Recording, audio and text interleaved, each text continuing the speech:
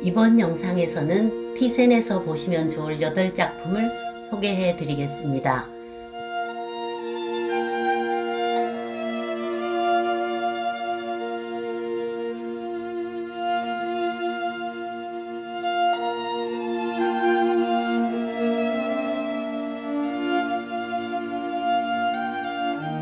베네치아 화가 카르파초가 그린 풍경 속의 젊은 기사는 2m 넘는 대작이며 티센에서 가장 사랑받는 작품 중 하나입니다.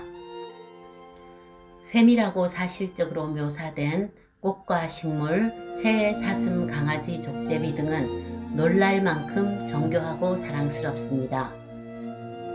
그림 곳곳에는 이야기들이 숨겨져 있습니다. 오른쪽 나무 둥치에 붙어있는 쪽지에는 화가의 사인과 그림이 그려진 날짜가, 반대편 나무 사이의 흰 족제비 옆에는 명예를 더럽히느니 차라리 죽는 게 낫다라고 새겨져 있습니다. 이 족제비를 통해 기사의 신분을 추정해 보지만 몽환적인 기사의 표정만큼이나 그가 누구인지도 미스터리입니다.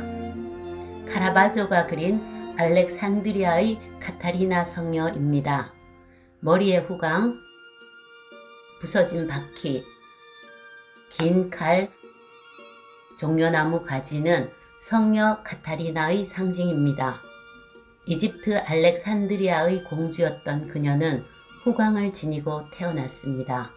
성모 마리아가 한 은자에게 나타나 예수의 신부로 카타리나가 선택되었으니 그녀를 데려오라고 하자 은자는 그녀에게 성모의 메시지를 전하였습니다. 이교도였던 그녀는 그 자리에서 개종하였고 독실한 기독교 신자가 되어 기독교를 박해하는 로마 황제를 비난하였습니다. 황제는 그녀를 마차 바퀴에 매달아 찢어 죽이라고 명령하였는데 그때 갑자기 하늘에서 벼락이 떨어져 마차 바퀴가 산산조각이 났습니다.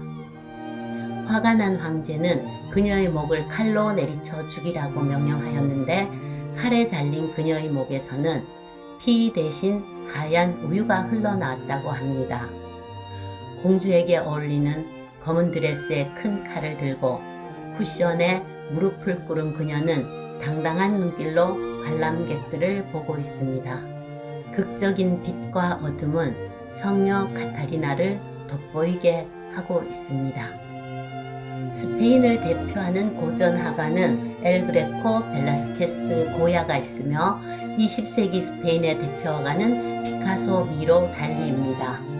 엘 그레코는 매너리즘 화풍의 종교화를 주로 그렸으며 그의 화풍은 이후 크게 주목받지는 못했습니다.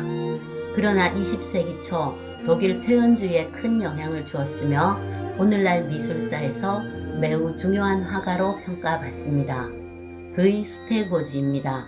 이 작품은 스페인으로 떠나기 전 이탈리아에서 작업했던 마지막 작품 중 하나로 이탈리아 대가들의 영향을 엿볼 수 있습니다. 대천사에게서는 베로네세, 빛과 색감은 그가 존경했던 티치아노, 인물의 배치와 휘장에서는 틴토레토의 영향이 보입니다. 대각선을 중심으로 마리아가 앉은 쪽은 지상의 사실성이, 화가는 마리아가 앉은 쪽에 바닥, 휘장 등을 그려넣어 사실적으로 보이게 했으며 대천사 쪽은 천상의 신비로움이 느껴집니다. 단축법으로 아기 천사들을 그려 지상과 천상의 거리감을 표현하였습니다.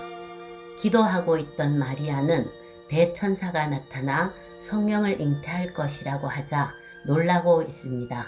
하늘에는 아기 천사들이 축복하듯 떠다니고 성령을 상징하는 비둘기는 노랗고 밝은 빛을 성모에게 조용히 비춰주고 있습니다. 강렬한 색의 향연에 발걸음이 멈춰지는 앙드레 드랭의 작품입니다. 런던의 분위기에 매혹된 드랭은 템즈강 빅토리아 둑에서 보이는 워털루 다리를 중심으로 런던의 풍경을 야수주의 풍으로 그렸습니다. 전면법과 원색은 그림을 모자이크처럼 보이게 합니다. 빨강 파랑의 전묘로 그려진 공장과 청색으로 그려진 다리, 그리고 흐릿한 국회의사당은 그림을 수평으로 나누고 노랑에서 주황으로 하늘색과 초록색으로 쏟아지는 색의 폭죽은 런던의 햇살을 보여주는 것 같습니다. 파랑과 녹색은 런던의 서늘한 기후를 표현하였으며 파랑이 섞인 녹색의 강물과 노랑 강가는 매혹적이고 서정적입니다. 현대 추상 미술의 아버지 칸딘스키의 세 개의 점이 있는 그림입니다. 칸딘스키는 바그너의 로엥그린을 듣고 깊은 감명을 받았으며 현악기와 관악기의 깊은 울림에 색을 보는 공감각을 경험하였습니다. 또한 모스크바에서 열린 인상주의 전시회에서 모네의 건초도미를 보고 대상 없이도 회화가 된다는 사실에 충격을 받았으며 이 충격은 오래 간직되었고 결국 대상에 연연하지 않은 추상화를 시작하였습니다. 이 그림에서 칸딘스키는 내부에 솟아오르는 감흥을 화폭의 자유로운 색과 형태로 표현하였습니다. 외적 사실성은 완전히 배제하였고 내적 힘의 표현인 감정을 솟구치게 하는 스타일을 사용하여 음악이 음만으로도 감동을 주듯 대상 없는 그림도 감동을 줄 수 있다는 그의 정신을 잘 표현하고 있습니다. 작품 가운데 있는 회오리치는 형태와 밝은 색으로 둘러싸인 세 개의 큰 타원형 점은 숫자 3의 종교적 의미이며 영적이고 신비로운 칸딘스키만의 우주로 우리를 끌어들입니다. 칸딘스키의 그림은 해석하기보다는 색과 형태의 아름다움과 신비로움에 반응하는 감성을 오롯이 느끼시면 좋을 것 같습니다. 보르게세 미술관의 설립자 한스 티세는 아버지 하이니처럼 고전적인 작품만을 수집하다 에밀 롤데의 작품을 만났고 그의 매력에 끌려 모던 페인팅도 수집하게 되었습니다. 최초의 표현주의화가 에밀 롤데의 작품입니다. 붉은 구름 아래 두 사람이 바닷가에 서 있는 듯 합니다. 바다, 하늘, 붉은 구름은 강렬한 색채와 거친 형상 때문에 원시적이며 몽환적이고 신비롭습니다. 판화가이며 수채 화가인 그는 격정적인 붓터치와 열정적인 원색의 종교화, 불길한 분위기를 담은 풍경화, 아름다운 꽃그림으로 유명합니다. 놀데의 풍경화는 강렬한 색과 상징적인 의미를 담고 있는 것이 특징입니다. 화가의 감수성을 멋지게 표현했군요.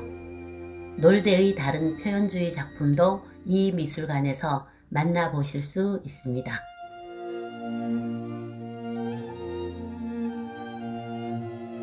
존 싱어 사전트가 그린 등신대 초상화입니다. 이 여인은 당시 런던 사교계에서 가장 유명하던 서덜랜드의 공작부인 밀러센트입니다. 그늘진 정원을 배경으로 마치 여신이 솟아오르는 것처럼 그녀를 묘사하였습니다. 붉은 머리에는 금으로 된 월계수 모양 티아라를 쓰고 깊이 파인 꽃무늬가 있는 초록 드레스를 입고 분수에 한 손을 우아하게 얹고 있네요. 멋진 초상화입니다. 사전트는 벨라스케스, 반 다이크, 18세기 영국 화가들에게 많은 영감을 받았다고 합니다. 미국의 사실주의 화가 에드워드 호퍼가 그린 호텔방입니다. 한 여인이 호텔방의 침대에 앉아 생각에 잠겨 있습니다. 모자, 드레스, 신발, 여행 가방을 보니 잠깐 떠나온 것 같습니다. 침대를 그린 긴 대각선이 우리의 시선을 여인을 지나 큰 창문으로 이끌고 갑니다. 그러나 창밖에는 아무것도 보이지 않습니다.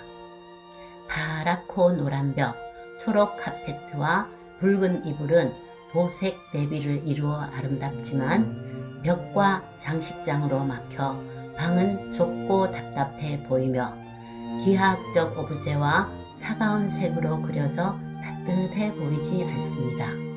형광등 불빛은 그녀를 더욱 외로워 보이게 합니다. 호텔은 호퍼가 좋아한 소재로 떠나왔다, 혼자다 등의 감수성을 지닌 장소로 고독을 은유하기도 합니다. 그녀가 어디서 왔고 어디로 갈 것이며 왜 외로운지 상상하게 하는 서술적 함축이 뛰어난 작품으로 간결하고 강렬한 드라마 같아 보입니다. 호퍼의 그림을 보고 있으면 나만 외로운 것이 아니라는 위로를 받으며 그림 속 인물을 어루만져주고 싶어집니다.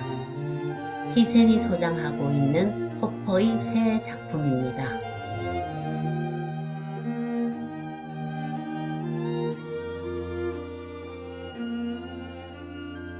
여기까지 티센 보르네미사 미술관의 작품을 소개해 드렸습니다. 즐거우셨나요? 아직 알려드리지 못한 작지만 보석 같은 미술관이 많습니다. 멋진 영상 열심히 준비하여 돌아오겠습니다. 감사합니다.